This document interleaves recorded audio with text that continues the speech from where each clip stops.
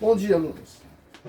Hoje a nossa aula, dando sequência na conversa da força-peso, né, que nós aprendemos, depois falamos sobre vetores. Hoje a nossa aula é sobre uma nova força que aparece decorrente da força-peso. E ela chama-se força normal, né? Normal porque é normal, né? Normal porque não que é igual. Por que a gente fala normal, né? Na verdade, a gente chama de normal porque é um termo que a gente usa na matemática, né? Que diz que uma coisa quando é normal à outra, é a mesma coisa que dizer que ela é perpendicular à outra, né? Então, eu vou usar essa canetinha e essa canetinha para representar vetores, né?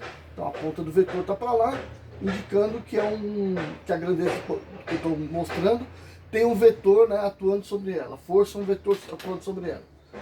Nós falamos que o peso, né, é uma força que ela é dirigida para baixo, que é a ação da gravidade puxando o corpo para baixo, né? Então é um vetor que aponta para baixo. Então se eu largo o livro, né, esse livrinho aqui, se eu largar ele vai cair. Por quê? Porque o meio aqui é o ar é gasoso, o livro é sólido, o sólido vai atravessar o gasoso e vai cair. O que o ar vai fazer é uma resistência proporcional a essa área que tem aqui do corpo caindo. Bom, agora, e se ao invés do peso estar puxando esse livro pelo ar, estiver tocando sobre um sólido? Aí esse sólido tem uma superfície. O que é a superfície? Essa área toda do corpo, no caso do sólido aqui. A área também ela é uma grandeza vetorial, né? Por que eu posso dizer isso? Porque quando eu digo área, eu estou dizendo que essa superfície toda, ela tem uma direção. Eu não posso olhar para uma área que assim eu não enxergo nada, né? Não observo nada. Para enxergar a área, eu tenho que olhar lá de cima, né? E pelo menos um ângulo que me permita enxergar essa área. Então, logo, a área é um vetor, porque é considerado um vetor, porque ela tem uma direção e um sentido do qual ela aponta. E aí eu digo o seguinte, esta área está apontando para cima, ok? Bom, o livro caiu em cima dessa superfície. O peso está continuando puxando ele para baixo. Então o vetor peso continua atuando no livro para baixo, aqui, ó, né? Atuando no livro para baixo. Vou colocar aqui. Puxando o livro para baixo. Por outro lado, a mesa, né? A superfície na qual o livro está em contato, está oferecendo uma resistência a essa força peso. Essa força de resistência que a gente chama de normal. E ela por ser normal, então ela é perpendicular à superfície. Então, enquanto o peso está sendo puxando o corpo aqui para baixo, a normal é um vetor que aparece para cima. Se os dois forem exatamente da mesma intensidade, então como assim da mesma intensidade? Né? Por que não seria? Bom, se o peso está puxando o corpo para baixo, né, a normal ela se opõe à passagem do corpo, então a normal está apontando para cima. E, nesse caso, como todo o peso está apontando nessa direção e a normal é horizontal, toda a força normal está apontando no sentido oposto, na mesma direção e sentido oposto, certo? Essa situação é assim. E aí o livro fica parado. Bom, se ele ficou parado, a gente vai dizer o seguinte, estamos na primeira lei de Newton. Ou seja, a soma dessas duas forças se anulam. Né? O resultado é zero. Quando a gente fala se anula, significa que o resultado é zero. Então, anulou o resultado zero, o corpo deve permanecer em repouso ou em movimento retilíneo e uniforme. Aqui no caso, repouso. O corpo ficou parado. Ah, mas claro, tudo isso para dizer uma coisa simples? Ela parece simples, mas se nós pensarmos que essa superfície não está realmente horizontal, o que pode acontecer, né? Pode acontecer do livro escorregar, ó. O livro vai escorregar ao longo da superfície, certo? E quem é que está fazendo o livro escorregar? É a força da gravidade. Simplesmente a força da gravidade. E o fato de ele escorregar, vamos supor,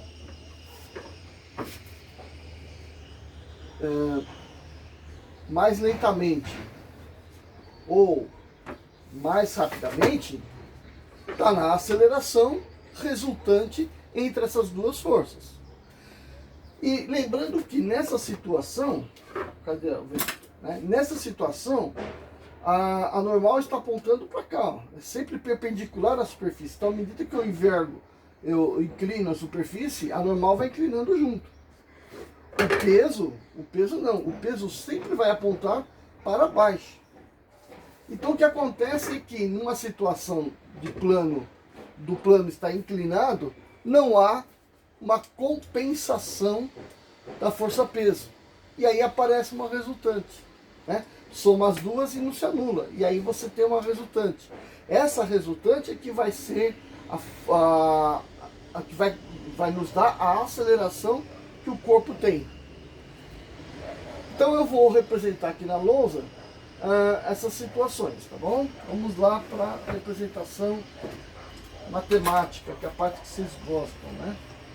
Então vamos supor, força normal.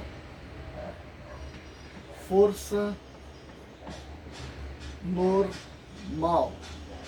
A gente coloca a letra N e põe uma seta em cima porque é vetor.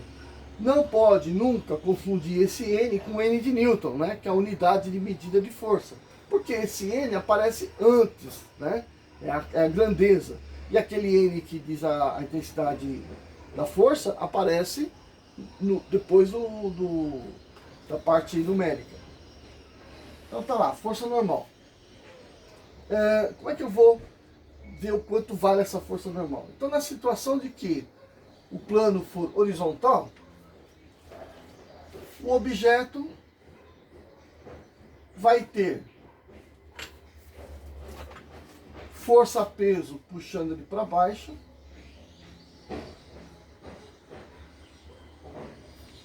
força normal mantendo ele para cima. Ok?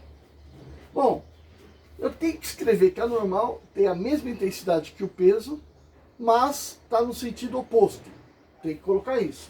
Então vamos ver. Como é que eu vou representar isso? Eu vejo que o ângulo entre as duas, o ângulo alfa entre as duas forças é exatamente 180 graus. Para eu definir que realmente a normal é igual ao valor do peso, porém de sentido oposto, eu vou ter que usar o cosseno do ângulo. Então, se eu usar cosseno de 180 graus, vale menos 1. Portanto, a normal, ela deve ser igual ao quê? Ao peso cosseno de alfa. Tá? P cosseno alfa. Dessa forma fica fácil, porque se eu pegar um plano inclinado,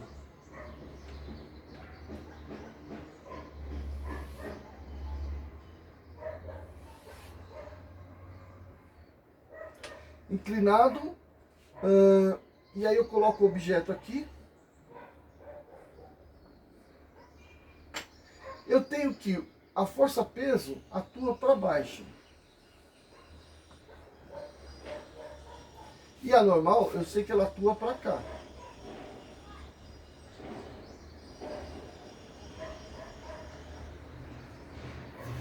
E eu sei que a normal, ela vai valer o quê? P vezes cosseno de alfa. Só que eu posso pegar e escolher um outro alfa. Em vez de escolher esse alfa aqui, eu vou escolher um alfa complementar. Então, o que eu vou fazer? Presta atenção para a gente fazer bonitinho. Esse corpo vai escorregar, então ele vai ter um deslocamento. Esse deslocamento a gente vai pensar que está se deslocando no eixo X. Portanto, o eixo X ele deve acompanhar o plano. Então eu vou fazer o eixo X aqui, ó.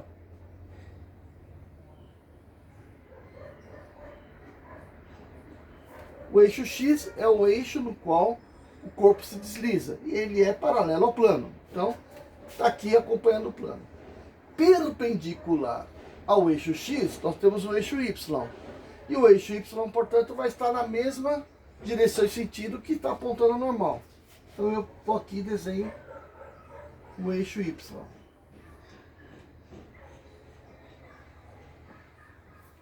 Certo? Bom, o deslocamento, portanto, vai ser ao longo do eixo X. E como é que eu posso fazer isso? É só eu lembrar aqui da regra do paralelograma, né? Se eu fizer uma projeção do peso para cá,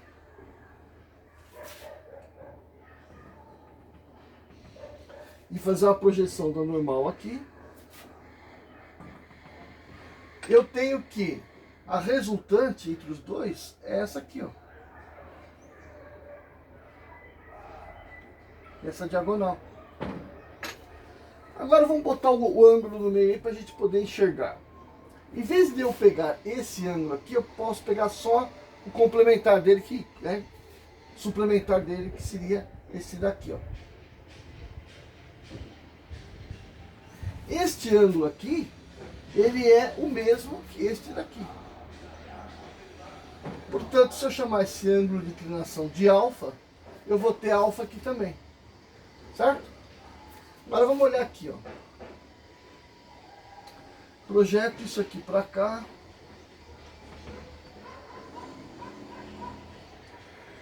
Se esse aqui é o ângulo alfa, esta aqui é a hipotenusa, este pedacinho aqui é o cateto oposto, portanto, isto daqui é o cateto oposto ao ângulo alfa, e isto aqui é o cateto adjacente do ângulo alfa, portanto, isto daqui tem a mesma intensidade do cateto adjacente do ângulo alfa, só que está na direção contrária, certo?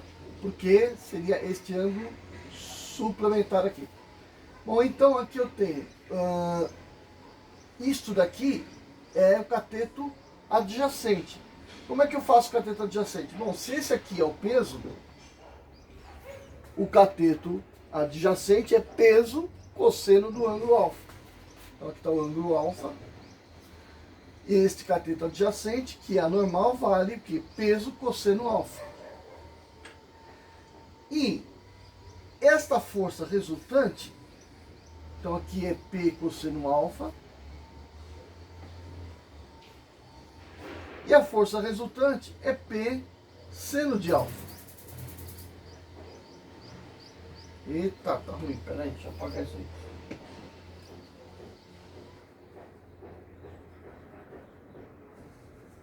É P seno alfa. P seno alfa. Então a força resultante, ela é, vou colocar aqui, ó. Força resultante equivale ao peso seno de alfa. Ah, mas força resultante, Klein, é massa vezes aceleração. Então isso aqui é massa vezes aceleração. O peso é m vezes g, seno alfa. É igual a MA. Como a massa está dos dois lados, a gente vai simplificar. Portanto, a aceleração aqui no plano, ela equivale à aceleração da gravidade vezes seno do ângulo alfa. Ok? Então isso aqui é o que? Isso aí é o estudo de um plano inclinado, onde atuam apenas duas forças, força peso e força normal. Agora a gente vai dar uma complicada no entendimento fazendo o seguinte. Vou colocar dois objetos no plano horizontal. Vou colocar esse livrinho e vou colocar esse potinho aqui.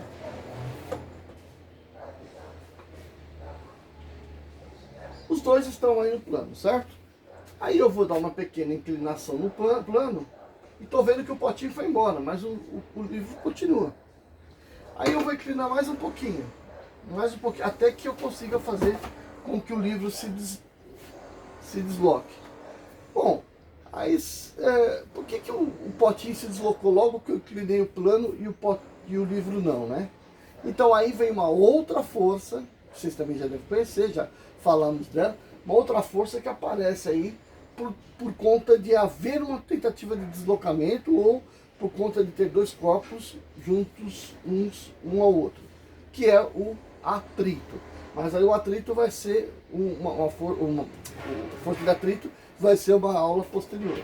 Então essa é a nossa aula sobre força normal, ok? Até a próxima então. Acabou, gente.